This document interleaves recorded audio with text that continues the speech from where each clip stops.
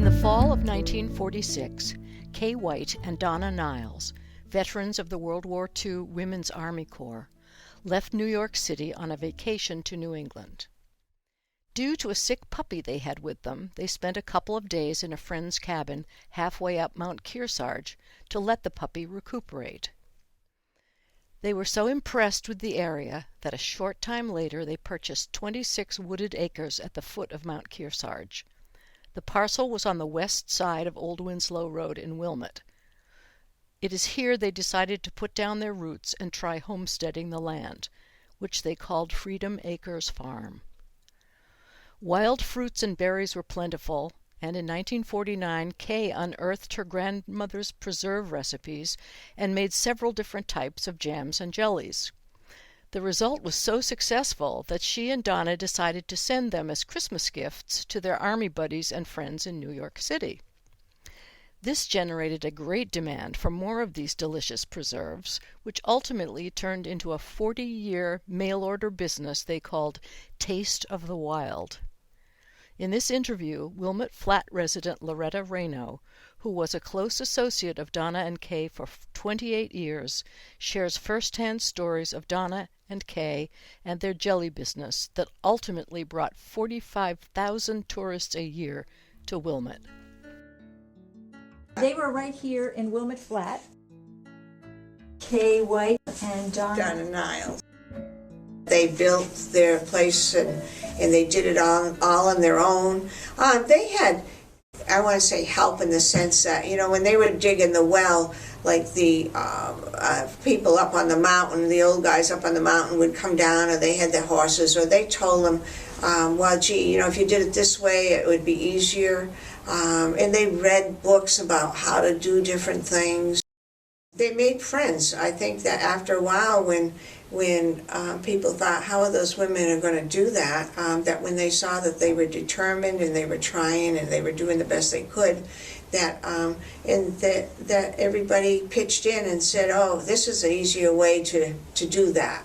Do it this way. Because they were city girls. They didn't really know all of that stuff. So, and I think people came because of that as well. They were already established. They were building their little houses and putting them together and all of that. And what I heard at the time that my mom and them started working for them, it was because that's when they started making jelly. That was before I came along. And so they named it Freedom Acres. Do you know any reasons why they named it? Some people, when it said Freedom Acres, they thought it was a nudist colony. And there were actually people who would call or come up with the idea that they thought it was a nudist colony. So all things when you say freedom, that it brought all sorts of stuff out. I understood it was not because of the service. It was freedom to do stuff that they wanted to do, that they could do it the way they wanted to do it.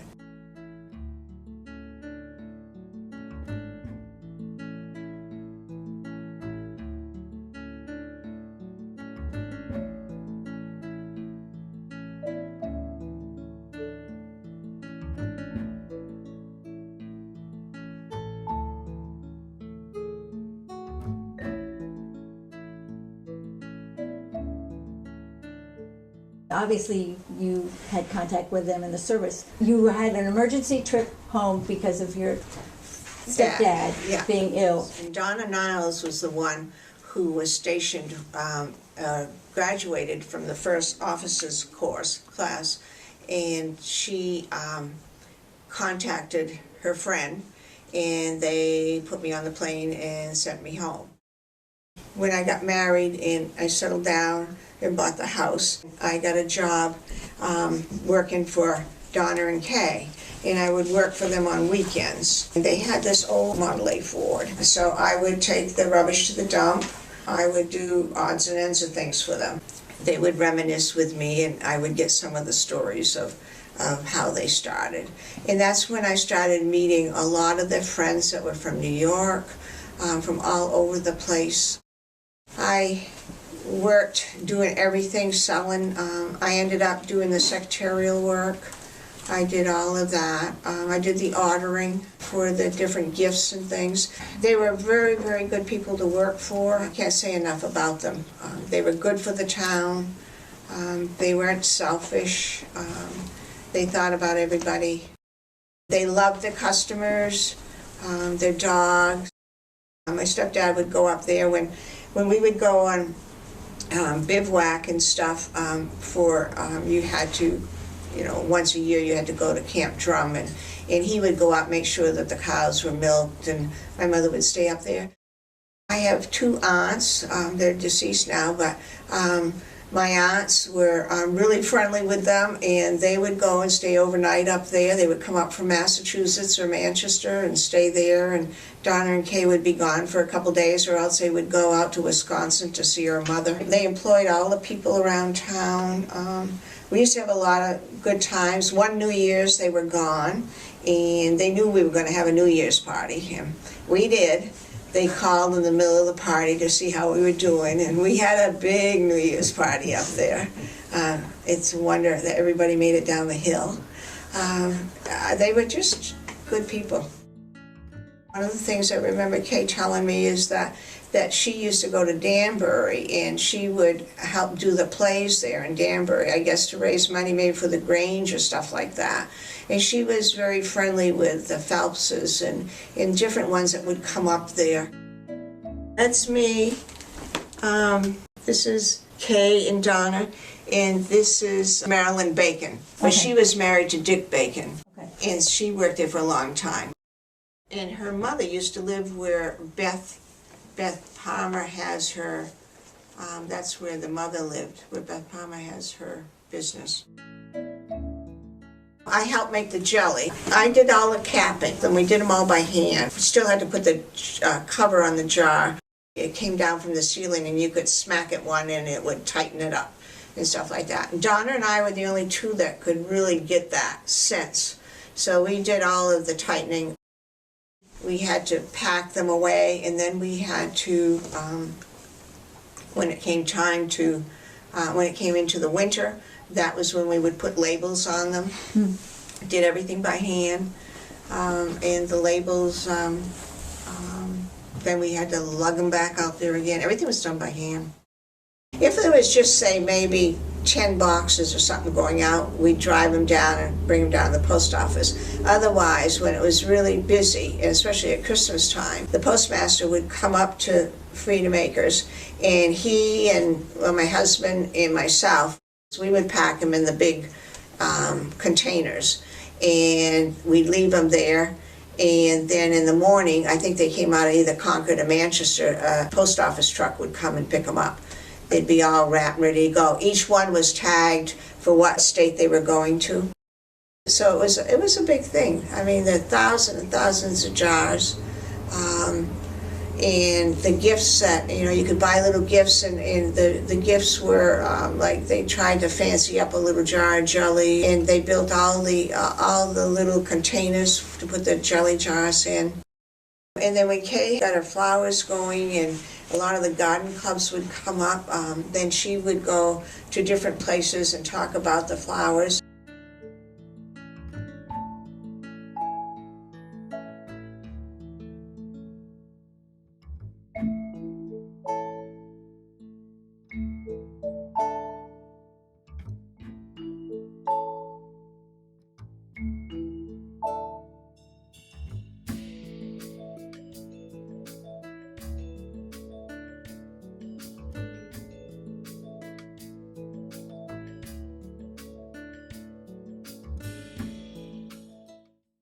Your garden people, you know that they would come once a year. If they made the trip, they'd want to come back. When some of the big buses, they used to back up the hill to get up there because it was too hard. They'd go up around, but it was hard getting down the dirt road. And so a lot of the buses would back up. There'd be 4 or 5 buses all parked up there.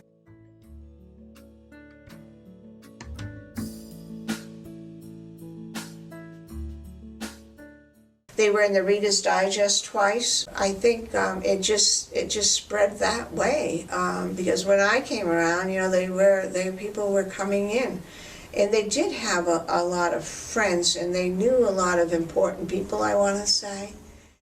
The one that sang The Moon Comes Over the Mountain, Kate Smith, and then J. Edgar Hoover. He came? Yeah, they got letters from him, but she was here in New London because, and that's when they come over the mountain. It was Kearsarge Mountain she was singing about. When the moon comes over the mountain, that was that mountain. So, you know, right, just word gets out. They didn't even need Facebook or anything then, you know, there was just the word of mouth.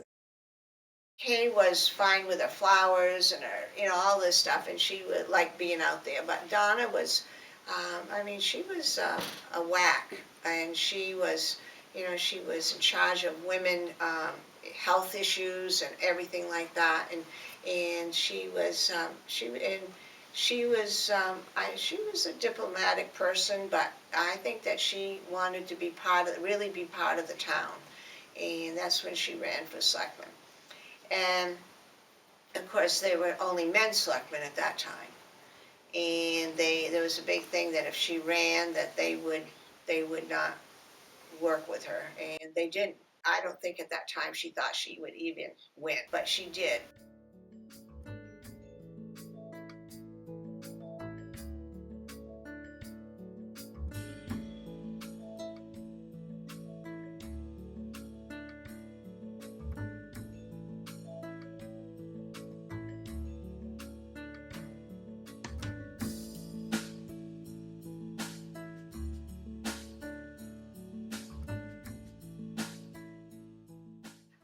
And of course, in town, it was a big thing.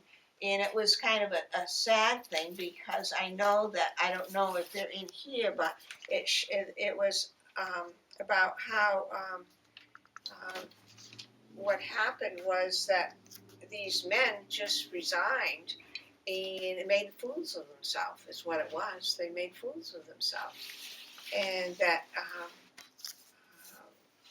that women could be selectmen, and it and was be political beings. in one of the, you know, and of course, being a little town like that,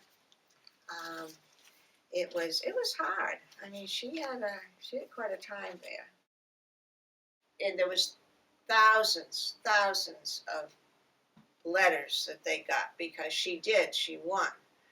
And so what happened is when she won, she could, through with the state, they had to go to the state, and she was allowed to choose one other person. And then together they could choose a third person. You know, you didn't have to vote them in because those other guys had quit. So for the state, so she, Dick Bacon, his wife Marilyn, she worked up at Freedom Acres. She's the one that you saw the picture there too. And so Dick had his own business, and so she asked Dick to work with her. Would he be a selectman? And he said he would. So then together they had to go ahead and pick somebody else. And I couldn't remember his name, but I see that it's in here. And so the third person that they picked was Phil McLaughlin. And Phil McLaughlin lived right across from the library, well, just up a little bit from the library, right across the street. And Phil was a really neat guy. I can't remember the state that he was from or where he was from, but the three of them did a good job, and the three of them worked to select people for quite a few years. But all the letters, and I kid you not, I don't know how many So I've show got us there. what you've got down there at your feet. You have a pile of letters still in their envelopes. Right, and those are all, these have all been opened, gone through. There's a whole bunch of newspaper articles. I didn't want to keep them all. But I went through them all, and I kept the ones that I thought maybe were the funniest, or the ones who wanted to marry Donna. They were, you know, good health. They loved working outdoors. They would make a good husband, and there was a lot of laughs there. I think maybe most of those might be in here. From all over the world, good for you, keep it up, keep up the good work, all of that stuff from all over. And, you know, this was, I mean, it was a special thing. And she stayed on for a long time. She was a good selectman.